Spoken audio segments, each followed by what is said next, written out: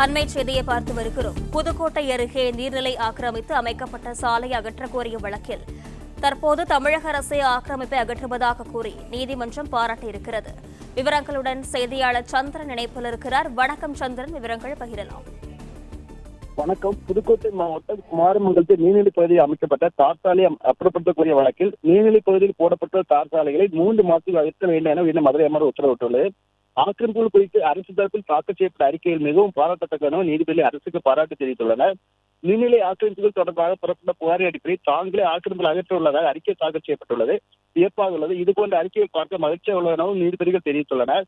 இந்த நடவடிக்கைக்கு நீதிமன்றம் பாராட்டுகளை தெரிவித்துள்ளது. இதுதான் உண்மையான மாற்றம். இந்த நிலை தொடர வேண்டும் எனவும் நீதிபதிகள் கூறியுள்ளனர்.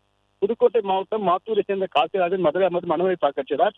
அது நீர்நிலை புறம்போக்கு அரசே தனியார் நிறுவனம் எந்த கட்டுமானத்தை கட்டக்கூடாது என நீதிமன்றம் உத்தரவுள்ளது.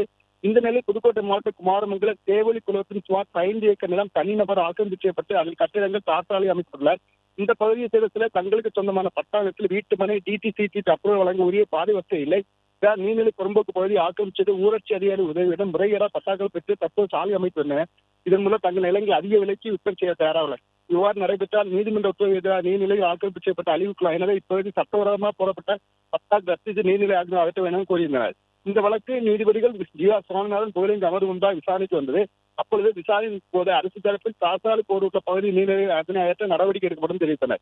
இதைத் தொடர்ந்து நீதிபதிகள் நீர்நிலையில் ஆக்கிரமிப்பு செய்யக்கூடாது என பல்வேறு உத்தரவு போடப்பட்டிருந்தாலும் தொடர்ந்து இந்த நிலை நீடித்து வருகிறது.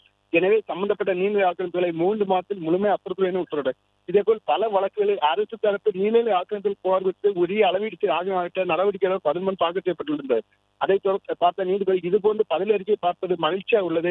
நீதிமன்றம் உத்தரவு பிறப்பித்தும் ஆக்கிரமிப்புகளை அகற்றப்படாத சூழல் என்பது தற்போது அரசு ஆக்கிரமிப்பு அகற்றப்பட என 11 தாக்கல் செய்து பார்க்கும்போது வியப்பாக உள்ளது.